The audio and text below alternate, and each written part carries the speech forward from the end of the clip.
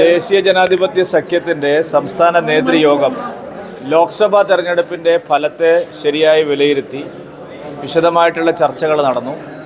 ഒരു വിശ്വാസയോഗ്യമായ മൂന്നാം ബദൽ സംസ്ഥാനത്ത് ഉയർന്നു വന്നിരിക്കുകയാണെന്നും LDFും UDFും മാത്രമല്ല കേരളത്തിൽ ജനവിശ്വാസം നേടി NDA മുന്നോട്ട് വന്നിരിക്കുന്നുവെന്നുമാണ് ഞങ്ങൾ വിലയിരുത്തിയിരിക്കുന്നത്. ഈ മുന്നേറ്റം വരുന്ന തദ്ദേശ തെരഞ്ഞെടുപ്പിലും ഉപതെരഞ്ഞെടുപ്പുകളിലും 2026 നിയമസഭാ തെരഞ്ഞെടുപ്പുകളിലുമെല്ലാം വലിയ മാറ്റത്തിനുള്ള ചവിട്ടുപടിയായി മാറുമെന്നും യോഗം വിലയിരുത്തി. NDAയുടെ ബഹുജന അടിത്തറ വർദ്ധിപ്പിക്കാനുള്ള നിരവധി കാര്യപദ്ധതികൾ ആസൂത്രണം ചെയ്തു. NDA വിപുലീകരിക്കാൻ തീരുമാനിച്ചു. സംസ്ഥാനത്ത് ജനപിന്തുണ വർദ്ധിപ്പിക്കാൻ ആവശ്യമായ പ്രചാരണങ്ങൾ യോഗം ആസൂത്രണം ചെയ്തു.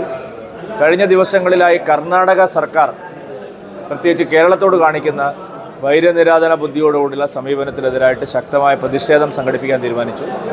കർണാടകയിൽ കുടുങ്ങിപ്പോയ ഒരു സുജിത്ത് എന്ന് പറയുന്ന മലയാളി ഡ്രൈവറും അദ്ദേഹത്തിൻ്റെ വാഹനവും 4 ദിവസമായി മണ്ണിലടിയിലായിട്ടും അതിൻ്റെ രക്ഷാപ്രവർത്തനങ്ങൾക്ക് നേതൃത്വം നൽകാൻ കർണാടക സർക്കാർ തയ്യാറായില്ല.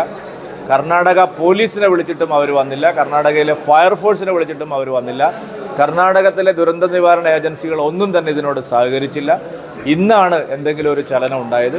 വളരെ തെറ്റായ ഒരു സമീപനമാണ് കർണാടക സർക്കാർ എടുത്തിരിക്കുന്നത്. മാത്രമല്ല, കഴിഞ്ഞ ദിവസം കർണാടക മന്ത്രിസഭാ യോഗം ചേർന്ന് കർണാടകയിൽ തൊഴിലെടുക്കുന്ന അന്യ സംസ്ഥാനക്കാരെ ഒഴിവാക്കണമെന്നുള്ള പേരിലുള്ള ഒരു തീരുമാനം, അവിടെ സംവരണം ഏർപ്പെടുത്താനുള്ള തീരുമാനം മലയാളികളെയാണ് ഏറ്റവും കൂടുതൽ ദ്രോഹപരമായി ബാധിക്കുന്നത്. 30 ലക്ഷം മലയാളികളാണ് കർണാടകയിലുള്ളത്.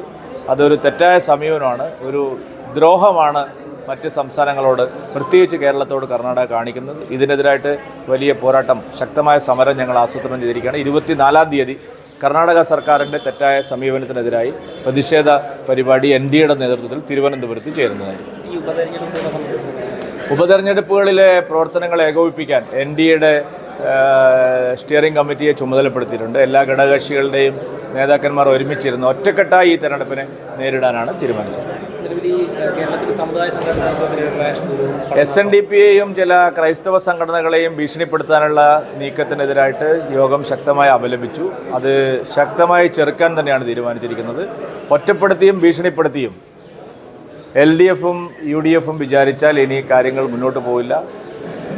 സാമുദായിക സംഘടനകളെ ഒറ്റപ്പെടുത്തി ഭീഷണിപ്പെടുത്താനുള്ള നീക്കത്തെ യോജിച്ചു നേരിടും. അത് SNDP ആയാലും മറ്റ് ഹിന്ദു സമുദായങ്ങളിലെ ദുർബല ജനവിഭാഗങ്ങളായാലും ചില ക്രൈസ്തവ ന്യൂനപക്ഷങ്ങൾക്കുമെതിരെ നടക്കുന്ന ആക്രമണത്തെ നേരിടാൻ NDA തീരുമാനിച്ചു.